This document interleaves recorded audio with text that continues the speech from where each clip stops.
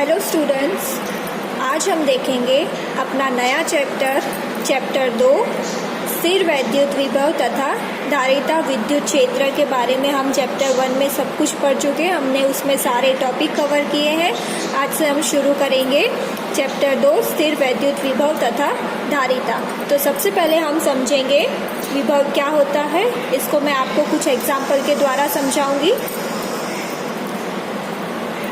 चलिए, सबसे पहले हम समझेंगे विभव क्या है। विभव को बोलते हैं पोटेंशियल। ये शब्द आपने अपनी रूटीन लाइफ में सुना होगा, पोटेंशियल।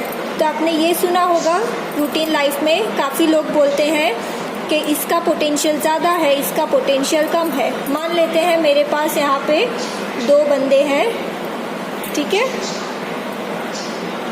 तो आपने सुना होगा कि सब बोलते हैं कि इसका पोटेंशियल ज़्यादा है या इसका विभव ज़्यादा है, इसका विभव कम है, इसका विभव ज़्यादा है और इसका विभव कम है। अब ऐसा क्यों होता है? क्योंकि इसका विभव ज़्यादा है तो इसने कार्य ज़्यादा किया होगा,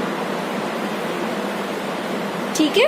पोटेंशियल ज़्यादा है तो उसने कुछ कार्य किया होगा, कुछ वर्क किया होगा, तभी उसका पोटेंशियल या विभव ज़्यादा है। और इसने कार्य कम किया होगा, इसलिए इसका विभव कम है, ठीक है। तो इस एग्जाम्पल से हम ये बोल सकते हैं कि जो हमारा विभव है वो किससे संबंधित है? कार्य से। अगर विभव ज़्यादा होगा तो कार्य ज़्यादा होगा, विभव कम होगा तो कार्य कम होगा, ठीक है। ये चीज याद रखना, विभव किससे संबंधित होता है? कार्य से, ठीक है। अब इसके बाद एक और एग्जांपल लेती हूँ मैं। मान लेते हैं 2 दोस्त हैं,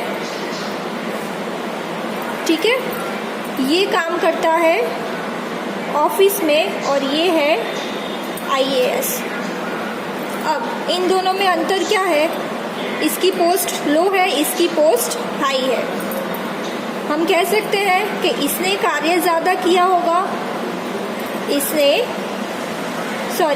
कार्य कम किया होगा और इसने कार्य ज़्यादा किया होगा। इसने कार्य कम किया है तभी ये किसी मामूली सी ऑफिस में है, और इससे कार्य ज़्यादा किया तो IAS की पोस्ट पे बैठा है। मतलब कि इसका विभव क्या होगा? कम होगा और इसका विभव पोटेंशियल क्या होगा? ज़्यादा होगा। तो ये चीज़ आपको याद रखनी है कि जिसका विभव कम होता है उसका कार्य कम होगा, जिसका विभव ज़्यादा होगा उसका कार्य ज़्यादा होगा। जो कार्य ज़्यादा करेगा उसका विभव ज़्यादा होगा, उसका पोटेंशियल ज़्यादा होगा, ठीक है। तो ये दोनों एग्जाम्पल से हम समझ रहे हैं कि विभव किससे संबंधित है? कार्य से। ये हो गई पहली बात। अब हम अपना समझेंगे तीसरा एग्जाम्पल कि मान लेते हैं मेरे पास यहाँ पे एक कॉलेज है, ठीक है। ये कॉलेज के आसपास 3 दुकानें हैं। ये 2 दुकानें हैं स्टेशनरी की और ये यहाँ पे है मेरी कैंटीन, ठीक है। तो कॉलेज के जो बच्चे होंगे कुछ स्टेशनरी चाहिए होगा, यहाँ पे जाएंगे, या तो यहाँ जाएंगे, या कुछ खाना होगा तो यहाँ जाएंगे। अब मान लेते हैं कॉलेज से बहुत दूर एक और स्टेशनरी है, ठीक है। अब आप ये समझ सकते हो कि अगर किसी बच्चे को कुछ लेना होगा तो वो इन दोनों स्टेशनरी में से लेगा, यहाँ पे नहीं जाएगा। क्यों नहीं जाएगा? क्योंकि कॉलेज से ये बहुत दूर है और इतनी दूर नहीं जाएगा। ये जो दुकान है वो मार्केट प्लेस से बहुत दूर है, मार्केट में नहीं है या तो कॉलेज के पास नहीं है। तो इससे हम कह सकते हैं कि इसका लोकेशन अच्छा नहीं है, इसकी जगह अच्छी नहीं है। और ये 3 दुकान का लोकेशन बहुत अच्छा है क्योंकि ये कॉलेज के पास है और ये मार्केट प्लेस में है। तो इन तीनों दुकान का लोकेशन अच्छा है और इसका लोकेशन अच्छा नहीं है। तो इसके ऊपर से हम एक और बात कह सकते हैं, इसका लोकेशन अच्छा नहीं है मतलब कि विभव कम होगा, बहुत ही कम होगा, ना के बराबर होगा। और इन तीनों दुकानों का लोकेशन अच्छा है तो तीनों का विभव ज़्यादा होगा। ये चीज़ याद रखना, लोकेशन अच्छा होगा तो विभव ज़्यादा है। मतलब कि यहाँ पे हमने दूसरी बात पढ़ी कि विभव किससे संबंधित है, लोकेशन, जगह से। दो चीज़ें हमने देखी है, एक तो विभव कार्य से संबंधित है और विभव लोकेशन, जगह से संबंधित है। अब ये दुकान जब इसकी चलेगी नहीं तो ये क्या करेगा, धीरे धीरे धीरे करके कॉलेज के पास लाने की कोशिश करेगा, तो इसका विभव भी धीरे धीरे धीरे करके बढ़ता जाएगा। ठीक है, तो आपको एक चीज़ याद रखनी है, विभव कम होगा तो कार्य कम होगा, विभव ज़्यादा होगा तो कार्य ज़्यादा होगा। और दूसरी चीज़, अगर लोकेशन अच्छा है तो भी विभव ज़्यादा होगा और लोकेशन अच्छा नहीं है तो भी विभव कम होगा। चलिए अब हम देखते हैं कि विभव तो पढ़ लिया, अब देखते हैं स्थिर वैद्युत विभव क्या होता है। चलिए अब हम देखेंगे स्थिर वैद्युत विभव या विद्युत विभव, दोनों एक ही है। स्थिर वैद्युत विभव बोलो या वैद्युत विभव बोलो, इसको बोलेंगे इलेक्ट्रोस्टैटिक पोटेंशियल या इलेक्ट्रिक पोटेंशियल। ठीक है, विभव क्या होता है वो अभी हमने देख लिया। अब हम देखेंगे कि इलेक्ट्रिक पोटेंशियल, विद्युत विभव क्या होता है। चलिए यहाँ पे मेरे पास एक प्लस Q आवेश है, ठीक है, और यहाँ पे अनंत पे मेरे पास एक परीक्षण आवेश है Q0। ठीक है, यहाँ पे एक प्लस Q आवेश है और यहाँ पे अनंत दूरी पे एक परीक्षण आवेश है। यहाँ पे मैं लिख देती हूँ परीक्षण आवेश। ठीक है, अब हमने जो एग्जाम्पल समझा उसके ऊपर से हम कहेंगे कि ये मेरा कॉलेज है और ये मेरी स्टेशनरी की दुकान है जो कि दूर थी वो वाली। ठीक है, तो अब इसका कुछ क्षेत्र बनेगा, ये हो गया उसका क्षेत्र E। ठीक है, जहाँ पे क्षेत्र होगा उसी तरफ बल लगेगा, तो ये हो गया E। अब जब यहाँ पे हमने जो एग्जाम्पल लिया था उससे समझते हैं, उसकी दुकान नहीं चली तो वो क्या करेगा, अपनी दुकान धीरे धीरे धीरे कॉलेज के पास लाने की कोशिश करेगा। मतलब कि मेरा ये जो परीक्षण आवेश जो अनंत दूरी पे है वो धीरे धीरे धीरे करके कहाँ आएगा, इस आवेश के विद्युत क्षेत्र के अंदर। ठीक है, एक बार और, ये जो अनंत दूरी पर आवेश है वो आवेश कुछ कार्य करके धीरे धीरे धीरे करके इसके क्षेत्र के अंदर आने की कोशिश करेगा और ये बिंदु होगा मेरा A। तो ये परीक्षण आवेश यहाँ पे आ गया Q0 और यहाँ पे उसका विभव बनेगा VA।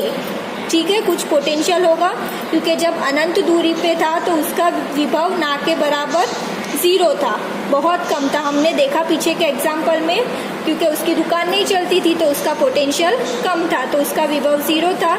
लेकिन जब उसने कुछ कार्य किया, कार्य करके धीरे धीरे धीरे करके वो इस क्षेत्र के अंदर आया, तब उसका विभव बढ़ गया और बढ़ के हो गया VA और ये आवेश Q0 पे आ गया। ठीक है, ये चीज़ ध्यान से समझना, ये समझ में आ जाएगा तो आगे के टॉपिक समझ में आ जाएंगे। अब एक और चीज़ यहाँ पे देखिए कि इस आवेश का क्षेत्र इस तरफ को है, ऐसे जा रहा है, और हम इस आवेश को ऐसे ला रहे हैं, विपरीत दिशा में ला रहे हैं, तो हमें कार्य ज़्यादा करना पड़ेगा क्योंकि क्षेत्र और हम आ रहे हैं दोनों विपरीत दिशा है, तो कार्य हमें ज़्यादा करना पड़ेगा। तो इसके ऊपर से हम अपनी भाषा में परिभाषा लिख सकते हैं।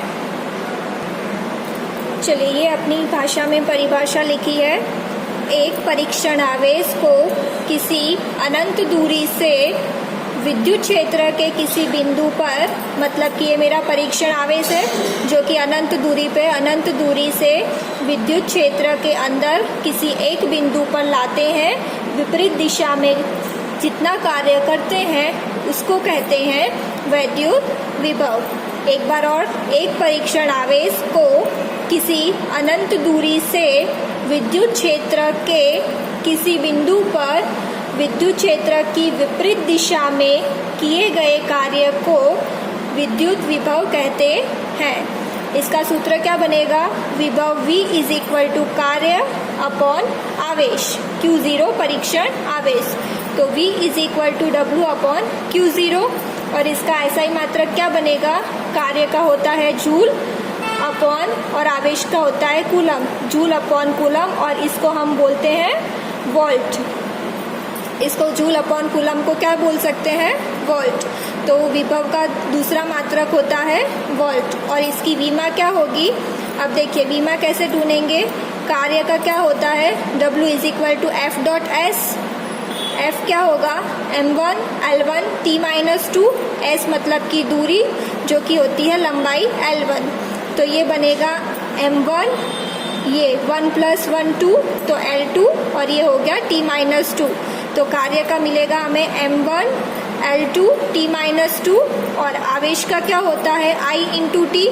I क्या होता है, विद्युत धारा A1 और T समय T1, तो आवेश का होगा A1 T1। जब ये T1 को ऊपर ले जाएंगे तो क्या होगा, m1 L2 T, ये -2 है, ये 1 ऊपर जाएगा तो -1 होगा, तो ये हो जाएगा -3 और ये 1 है तो ऊपर जाके -1 हो जाएगा। तो ये मुझे मिली विभव की विमा। ठीक है, विमा इस तरह निकालते हैं। चलिए अब हम देखते हैं कि विभवांतर क्या होता है। यहाँ देखेंगे हम विद्युत विभवांतर, ठीक है, या तो इलेक्ट्रोस्टैटिक पोटेंशियल डिफरेंस, मतलब कि अंतर क्या होता है। चलिए देखते हैं, हम इसी को वापस बनाते हैं। ये मेरा है प्लस Q, इसका क्षेत्र इधर को जा रहा है और यहाँ पे कोई एक आवेश अनंत दूरी पे है, परीक्षण आवेश।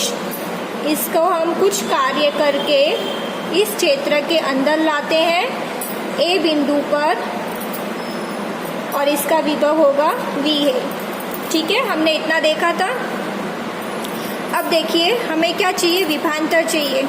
अब हम यहाँ पे आ गए तो इसका पोटेंशियल इससे तो ज़्यादा होगा, अनंत दूरी पे तो 0 था। तो जब कार्य करके धीरे धीरे वो दुकान के कॉलेज के पास आ रहा है तो उसका विभव ज़्यादा होगा। अब हम कुछ कार्य थोड़ा सा और करके हम थोड़ा सा और आगे आते हैं B बिंदु पर, तो यहाँ पे उसका विभव होगा VB और ये आवेश आ गया Q0। ठीक है, और ये मान लेते हैं ये दूरी हो गई मेरी dr। थोड़ी सी अंतर तय किया हमने, थोड़ा सा और आगे आए तो ये हो गया dr। तो यहाँ से यहाँ लाने में हमने थोड़ा सा और कार्य किया। अब देखिए ये मेरी कॉलेज है, तो कॉलेज के पास में दुकान आ गई तो इसका विभव ज़्यादा होगा, इसका विभव कम होगा। तो यहाँ पे हम लिख सकते हैं VB ग्रेटर देन VA, मतलब कि VB विभव ज़्यादा होगा और VA कम होगा, क्योंकि ये आवेश के पास है और ये आवेश के दूर है। जितना हम आवेश से दूर जाते जाएंगे उतना विभव कम होता जाएगा और जितना आवेश के पास आएंगे उतना विभव ज़्यादा होगा। चलिए अब मेरा सूत्र क्या था, V is equal to W upon Q0।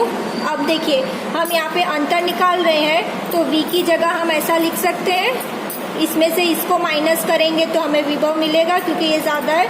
तो VB minus VA is equal to W की जगह कार्य किया है तो हम A से B पे आए हैं, A से कुछ कार्य करते करते B तक पहुँचे हैं तो WAB आएगा। ये चीज़ ध्यान रखना, जहाँ से कार्य, जिस बिंदु से कार्य करके दूसरे बिंदु पे जाते हैं वहाँ से शुरू करेंगे। A से B तक गए तो WAB अपॉन Q0, ये हो गई मेरी विभवांतर की परिभाषा। विभवांतर मतलब कि कुछ नहीं है, जो अंतर होता है उसको इस तरह लिखना है। अब एक चीज़ और आपको याद रखनी है, विभव और विभवांतर में अंतर क्या है। तो यहाँ से मैं बता दूं कि जब भी कोई आवेश क्षेत्र के बाहर होता है और हम कुछ कार्य करके उसको क्षेत्र के अंदर लाते हैं, बाहर से हम उसे क्षेत्र के अंदर लाते हैं तो उसको कहेंगे हम विद्युत विभव। और विद्युत विभवांतर क्या होता है? क्षेत्र के अंदर ही एक बिंदु से दूसरे बिंदु पर जब हम ले जाते हैं अपने परीक्षण आवेश को, तो उसको कहेंगे विभवांतर। एक बार और समझ लीजिए, ये बाहर से क्षेत्र के अंदर आता है और ये क्षेत्र के अंदर ही एक बिंदु से दूसरे बिंदु पे जाता है। ठीक है, ये कुछ बेसिक है, ये हमने कवर किया है टॉपिक नंबर 2.1 और 2.2 विद्युत विभव और उसका विभवांतर। ये बेसिक है, ये याद रखना, तभी आपको आगे के टॉपिक समझ में आएंगे। आई होप आपको ये समझ में आया होगा।